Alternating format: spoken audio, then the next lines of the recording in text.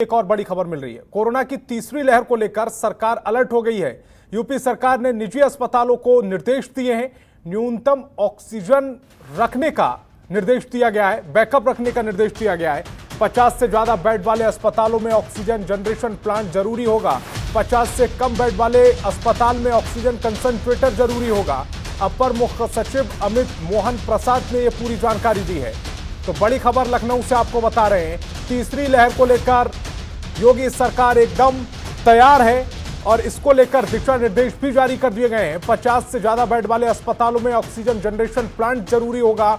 50 से cum bed वाले अस्पतालों में ऑक्सीजन कंसंट्रेटर रखना जरूरी होगा। और रामानुज मेरे सहयोगी लगातार मेरे साथ लखनऊ से बने हुए हैं। रामानुज, तीसरी लहर की तैयारी शुरू हो गई है और जिस तरह से दिशा निर्देश दिए गए हैं, एक बात साफ है, इस बार योगी सरकार कोई चूक के मूड में नहीं है। देखिए संतोष, अगर बात की जाए, योगी सरकार लगातार ये प्रयास कर रही है कि जिस तरीके से दूसरी लहर के अंदर जो समस्याएं उत्पन्न हुई थी सरकार के लिए, वो उत्पन्न ना हो सके। और इसके लिए लगातार मुख्यमंत्री योगी आदित्यनाथ और केंद्र की सहायता से जो है उन पीएससी पर जो है प्लांट लगाए, ऑक्सीजन प्लांट जनरेशन प्लांट लगाए जा रहे हैं ताकि ऑक्सीजन जनरेट किया जा सके। क्योंकि एक बड़ी किल्लत जो है वो हुई थी ऑक्सीजन की, जिससे कि पूरे देश की कहीं ना कहीं स्थिति खराब हो गई थी और उत्तर प्रदेश की जनसंख्या के लिहाज से कुछ ज्यादा ही समस्या उत्पन्न हो गई थी। एक दिन में जो 35-35 हजार लोग आ रहे थे, वो कहीं ना कहीं समस्या का जो है एक बड़ा कारण बना कि ऑक्सीजन कम पड़ने। और लेकिन अब जो है मुख्यमंत्री यूं कहें कि निर्देशित किया गया था मुख्यमंत्री के द्वारा पहले ही कि सभी जो है सीएचसी और पीएससी पर जो है ऑक्सीजन जनरेटर प्लांट लगाए जाए और इसके साथ साथ जो ऑक्सीजन कंसंट्रेटर है वो भी लगाया जाए। और इतना ही नहीं, संतोष, ये समझिए कि उत्तर प्रदेश में मुख्यमंत्री लगातार बैठक कर रहे हैं। 700 से ज्यादा जो है ऑक्सीजन प्लांट लगाने हैं और उसकी भी लगातार बैठक चल रही है। जो टीम 9 की बैठक होती है उसमें लगातार इसकी जानकारी ली जा रही है और 100 बेड की व्यवस्था कराई जा रही है अलग से बच्चों के लिए भी।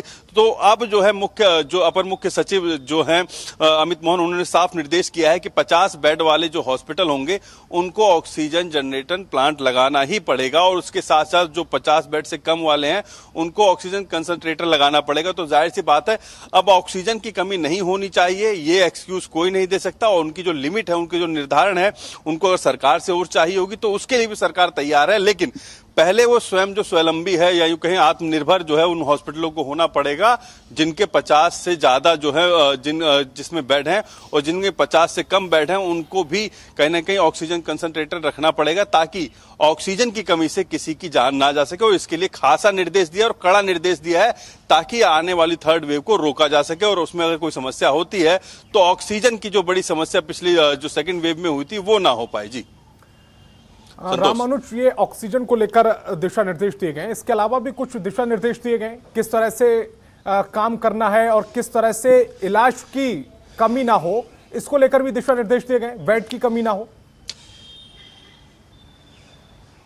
देखिए संतोष की कोई अभी कोविड का पुख्ता इलाज अभी तक नहीं ढूंढ पाई है, कोई भी जो है रिसर्च सेंटर कोई नहीं ढूंढ पाया, कोई वैज्ञानिक अभी तक नहीं ढूंढ पाया। हाँ, उसको कम करने के लिए, इम्यूनिटी बूस्टर के लिए तमाम जो चीजें हैं वो जरूर बताई जा रही हैं। वैक्सीन लगाने के हाँ ये कि प्रभाव जो है उससे कहीं ना कहीं बचा जा सकता है, कोविड के प्रभाव से वैक्सीन लगाने से, ये सारी चीजें जो है रखी गई हैं। लेकिन इलाज के लिए जो है जिस तरीके की बेड की सुविधाएं होनी चाहिए, जो हर जिले के अंदर जो है जिला अस्पताल में 100 बेड की सुविधा जो बच्चों के लिए रखनी चाहिए, ये सारी व्यवस्थाएं होनी चाहिए ताकि जो बेड और बढ़ा भी सके।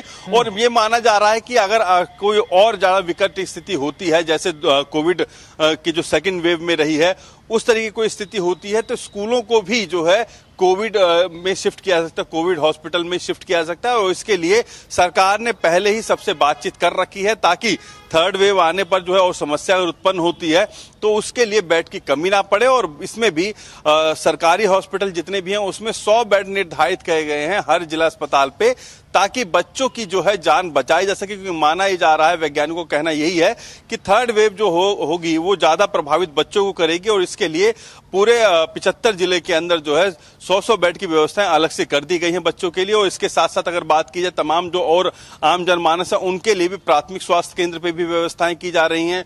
जो जिला जो अस्पताल हैं उन पर भी व्यवस्थाएं की जा रही है, जो मेडिकल कॉलेज हैं उनके लिए भी अलग से व्यवस्थाएं की जा रही है। तो जाहिर सी बात है हर तैयारी जो है योगी सरकार पूरी करके जो है वो उतर रही है, ताकि जो कोविड की थर्ड वेव है, जो जिस तरीके से वेरिएंट बदल रहा है कोविड, उसमें ज्यादा प्रभाव जो है उत्तर प्रदेश के लोगों को ना हो सके, और उसके लिए जो तमाम जो उपकरण हैं, तमाम जो व्यवस्थाएं हैं, उसको सुनिश्चित कर रहे हैं। मुख्यमंत्री लगातार जो है टीम 9 की बैठक में ये जानकारी भी ले रहे हैं, और इसके साथ साथ जो व्यवस्थाएं होनी चाहिए उसमें कितनी कमी है, कितने फंड की जरूरत है और क्या कुछ केंद्र से ले सकते हैं सहायता, ये सारी चीजें उस बैठक में हो रही है। और सबको खासा ध्यान मुख्यमंत्री योगी आदित्यनाथ दे रहे हैं, ताकि व्यवस्थाएं बिगड़े ना।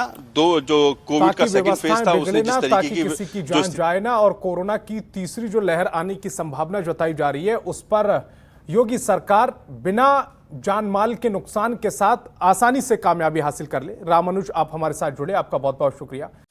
खबरों के निष्पक्ष विश्लेषण के लिए सब्सक्राइब करें Jantantra TV and press the bell icon. Never miss any update.